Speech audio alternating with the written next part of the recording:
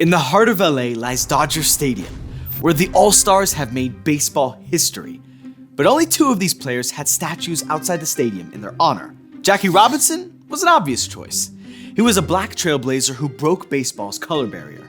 The other choice is less obvious, because Sandy Koufax may have been a great pitcher, but his real claim to fame was his refusal to pitch during the most important game of the year.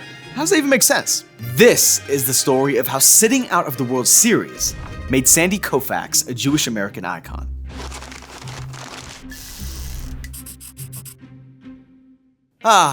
America in the 1960s. It was the era of lava lamps, Beatlemania, flower children, and casual anti-Semitism? It's true.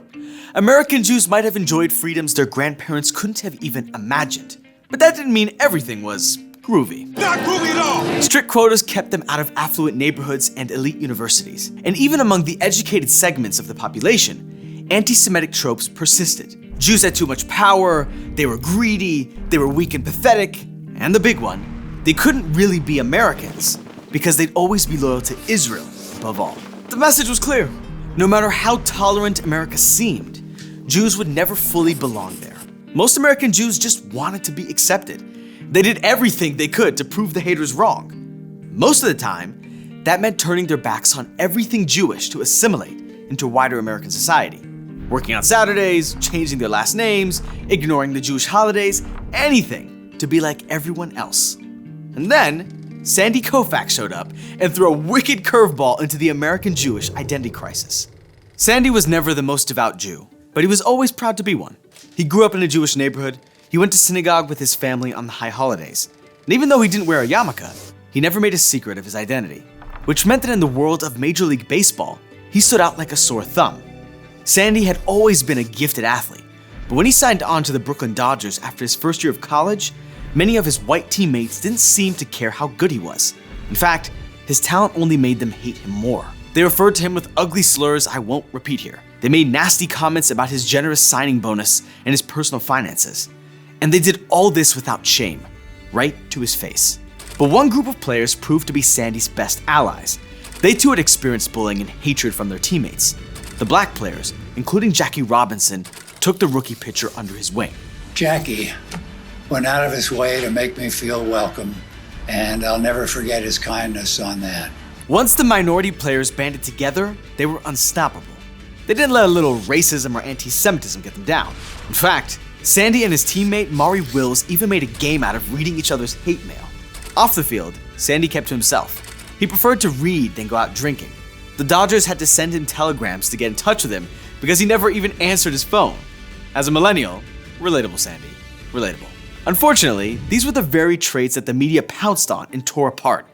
Newspapers described him as aloof and moody. One article even called him an anti-athlete. What's an anti-athlete? I mean, I know what it is in the context of like being a couch potato, but that article was published the day after he won Game 7 of the 1965 World Series. So I'm pretty sure it wasn't some sneaky way of disparaging Koufax's actual athletic abilities. Through it all, Sandy kept doing what he did best, playing ball. People started calling him the left hand of God, and American Jews took notice. For decades, anti-Semites had insisted Jews weren't athletes. They were weak, pathetic, physically unable. But when Sandy Koufax stepped up to the mound, he smashed those stereotypes again and again and again. Jewish Americans loved seeing one of their own succeed. But in 1965, he became a symbol to the entire Jewish world, whether they were baseball fans or not. That year, no one expected much from the Dodgers. Their offense was awful, and if it weren't for their pitchers, they never would have gotten close to the playoffs. So when those pitchers carried the team into the World Series, all eyes were on Sandy. Metropolitan Stadium is the scene for the first game of the 1965 World Series. A capacity crowd will be looking on. The crowd here is 45,182. But Sandy was nowhere to be found. Let me say that again. It was Game 1 of the World Series, the game that determined everything, the game that could very well be the difference between victory and defeat. 45,000 people were craning for a glimpse of Dodgers player number 32. But a different player stepped up to the mound. So, where was Sandy? What else could he possibly be doing while the rest of his teammates were psyching themselves up for the most important game of the season? We know what he wasn't doing. He wasn't eating, he wasn't drinking, and he wasn't talking to anyone except God. Because October 6, 1965 wasn't just the most important day in American baseball. It was also the holiest day on the Jewish calendar. The day that the Jewish people stand before their community and their Creator in introspection and humility. The day we atone for our sins by fasting and praying and looking within ourselves. A day we've been marking for millennia. So for Sandy, it was a no-brainer. Baseball was his job, but Judaism was who he was. And there was no way he was pitching on Yom Kippur, no matter what game it was. For decades, American Jews had been forced to view their identity as binary. Were they Jewish or were they American? Did they want to stay true to their faith or did they want to fit in? Did they honor their history or did they focus on their future? Sandy proved they could do both. He was the left hand of God, a poster boy for America's national pastime. He was also a proud Jew. It was no binary, no either or. I had taken Yom Kippur off for 10 years and Rosh Hashanah for 10 years before that. It's just something I'd always done as respect. Sitting out was Sandy's way of honoring his parents, his ancestors, even his neighbors. Nothing, not even baseball, was more important than that. Even if the eyes of the nation were on him. Some of the fan base may have felt let down, but his fellow Dodgers didn't. The owner of the team even told the press, "I won't let Sandy pitch on Yom Kippur under any circumstances. I can't let the boy do that to himself." So Dodgers fans cheered on their second best pitcher. But Drysdale got rocked. When he was taken out of the game, he turned to the manager and said, "I bet right now you wish I was Jewish too."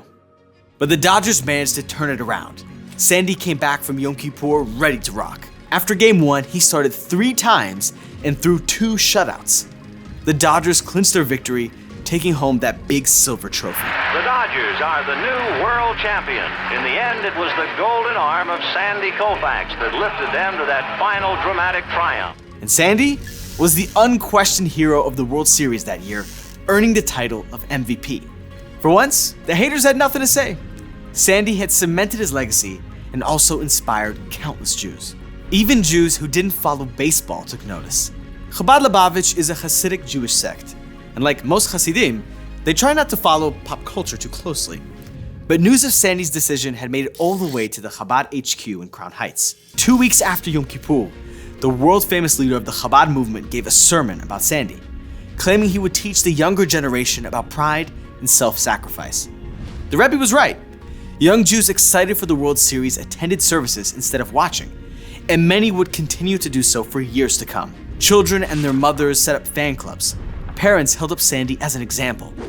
Some even tried to set him up with their daughter. MLB historian John Thorne was 18 years old at the time. Later he said, "When Sandy took a stance, it made me proud to be Jewish, proud to be an American, proud to be a baseball fan."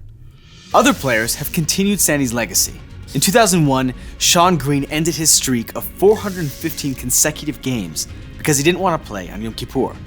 Max Fried, another Jewish left-hander, used to wear number 32 in Sandy's honor. And when a pitcher for Team Israel was asked about his biggest Jewish hero, his answer was obvious: Sandy Koufax. Today, most Jews know Sandy's name, even if they're not baseball fans. Hey, the Jewish Walk of Fame! Here, go on Sandy Koufax. I lost 10 grand when he wouldn't pitch on Yom Kippur. I did 5 shows that night.